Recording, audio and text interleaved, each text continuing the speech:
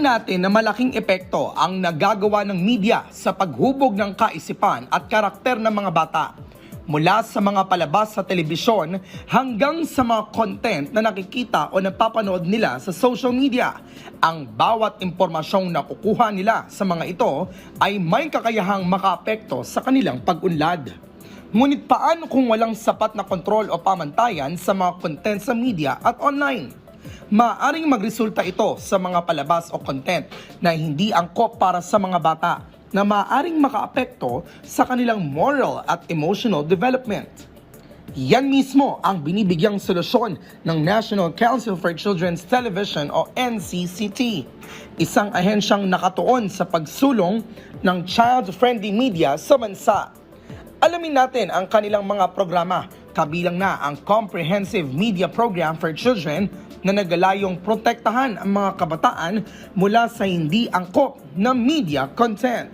Dito lang sa MIL 101. Ayan mga ka-RSP, bilang pakikisa sa layuning mas gawing child-friendly ang media sa ating bansa ay magsisimula tayo mismo sa ating programa. Pag-usapan natin ang CMPC kasama ang Executive Director ng National Council for Children's Television na si Desideria Mansi Atienza at ang Head of Programs, Policy and Research Division na si Judy Galieta. Magandang umaga po Ma'am Daisy and Sir Judy. Welcome sa Rise and Shine Pilipinas. Welcome back.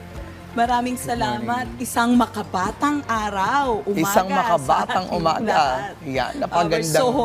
We're so happy. We're blessed to sit here and be your guest to promote the comprehensive media program for children of the National Council for Children's Television to be launched tomorrow. Tomorrow na agad. And of course, isa sa award dito ang PTV. And of course, we are very grateful that we always collaborate with organizations like this, NCCT, to promote children's programming and different TV programs that for sure will be able to cater yung mga estudyante, yung mga bata na mas ma-nurture pa yung kanilang learning and values. No? Pero let's go back to our discussion here about the CMPC.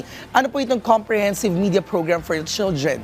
Okay, I think this will be launched which is on your 27th year. Tell us more, Ma'am Daisy. Yeah, it's a kick-off 27th anniversary. Bukas, ilo-launch ang CMPC, ang Comprehensive Media Program for Children. Ito po ang pinaka-roadmap, tatahakin timon ng ahensya na tatahakin niya hanggang 2028. So dito po ay makikita, malalaman ang mga proyekto, programa, mga gawain, activities ng buong ahensya hanggang 2028. Yung Prof. Fee. Ayun. So we still have like 4 years left para, pero sana magtuloy-tuloy ito, no? Hindi naman dapat kung kailan lang ilulunsad yung programa, no? Of course, how will this CMPC program help the contents of different media productions here in the country? Well, basically, CCMPC, meron kasi siyang framework na ilulunsad. And yun yung pwedeng sundan ng NCCT and at the same time yung mga partner organizations like television stations, government and non-government agencies, international organizations. So, yung framework na yon susundan nila kung paano gumawa ng programa na magbe-benefit ang mga bata para sa kanilang holistic development and how to implement them na synchronize para hindi tayo hiwa-hiwalay ng mga programs, mga activities. So, CCMPC, sabi ni AD Daisy kanina, roadmap na hindi lang ng NCCT pero ng buong bansa para sa children's television. Ayun, malaki epekto kasi na up until this moment, marami pa rin mga bata ang patuloy na tumatangkilig sa telebisyon.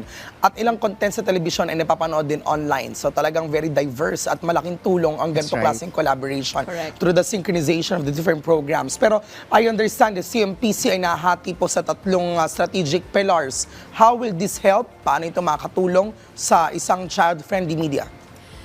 Yung strategic pillars natin ay yung developmental needs. Siguro Sir Judy mag-explain. At saka yung drivers nito. Ano, at ang of course, yung ating ring or parang sinasabi na yung sphere of influence. Sir Judy? Go ahead, Sir Judy. Basically, ang simple lang naman yung framework natin sa CMPC na susundan. Ang una, yung core natin is yung holistic development talaga ng bata. Ayan. So, na may kinalaman sa media, definitely, or television. So, doon, ano ba yung mga aspeto ng development ng bata ang kailangan nating tumbukin? So, Okay. nandito yung mga... Or the core values or traits. Yes, mga physical, mga moral, ano pa ba, yung mga intellectual or emotional, and yun. So, yun yung mga kailangan nating tumbukin para sa kanilang development, and ano yung mga drivers niya, like the institutions and the people. So, yun yung mga kailangan natin para matulungan yung development ng bata. And at the same time, ano yung mga programa natin, yung pinakalabas ng framework, ano yung mga ibibigay naman natin sa mga bata. So definitely nandun na yung mga projects programs ni NCCT and other organizations like TV stations like PTV4. So definitely it's a simple framework, it's common, pero ang mahalaga dito magsama-sama ang mga organisasyon para matumbok natin yung goal natin. Child-friendly media landscape. Yes. Pero how do you monitor this? We have this monitoring scorecard Okay. na ito po ay matindi ang pinagdaanan, taon at mga experts at a series of consultations from 98 questions, Sir Judy, down to 38 questions. So dito po ay talagang vina-validate kung talagang child-friendly po ang isang palabas sa telebisyon. Well, paano natin hihikayat as NCCT, yung content creators and other media platforms para makibahagi doon sa advocacy ng pagkakaroon nga ng tinatawag natin na child-friendly media landscape? Sir Judy? Actually, thank you for asking that kasi the very purpose or yung susi talaga ng CMPC is collaborations. So, hindi kayang gawin ni NCCT lang ang mga programa niya para tulungan ang mga bata sa landscape natin yan, sa television landscape or media landscape. So, hinihikayat ng NCCT na ang mga organisasyon na magbigay ng kanilang mga programa. Actually, nagkaroon tayo ng several meetings with them, consultation meetings with them. Tinanong natin kung ano yung mga programs nila na tumatalakay or nagsusulong sa kapakanan ng mga bata sa ngayon para isama natin sa program, sa plan natin at in the future, masustain natin sila. Ayun. Well, of course, I understand we're now on the 27th year. Higit 2 dekada na ang inyong naging serbisyo para sa mga bata, katuwang ang mga media. Pero ano na may mga naging pagbabago? Ano yung mga naging development ng NCCT and its collaboration with the different stakeholders? And also, ngayon, meron na tayong CMPC Docubata. I think it's all because of the development and the different achievements sa NCCT. Tell us more. Actually, wala namang pagbabago. Magre-revive lang ang Okay. NCCT. At we will focus on awarding Okay. yung mga kagaya ng mga broadcast television network stations na kagaya ninyo at saka yung mga Maraming programa. salamat po. Individual, binabati namin kayo Opo, dahil thank bukas you. ay awardin natin ang PTV4 at Thank you po. marami pang ibang mga sumunod din naman. And of course, ano pa yung pagbabago? Inuumpisahan merong magiting na kongresista na gustong ang RA 8370 ay i-repeal na siguro hindi lang television, baka children's media. Ma-revitalize yung batas. Yes po, Oo. na hindi lang TV, baka media at ang TV ay isa lamang sa umbrella. Na, Across all media platforms yes, sana. yes, Prof. T. Naku, medyo mas maging mabigat po pala ang magiging trabaho ninyo. Pero no? medyo matagal-tagal pa yun. Oo, pero sana po no, mag-materialize yan para syempre lahat ng mga bata ay ma-reach regardless of media platforms. Kasi hindi naman lahat, we can use internet agad. Of course, other would use TV, with radio. Pero meron po ba kayong mga programa o ilulunsad ng mga proyekto sa inyo, sa NCCT on your 27th anniversary? Meron kaming media huddle din sa umaga bukas Okay. at sa hapon ay yung awarding nga at launch ng CMPC. Gusto ko rin pong i-take this opportunity kasi next month is celebration of Children's Month. Meron ho kaming November.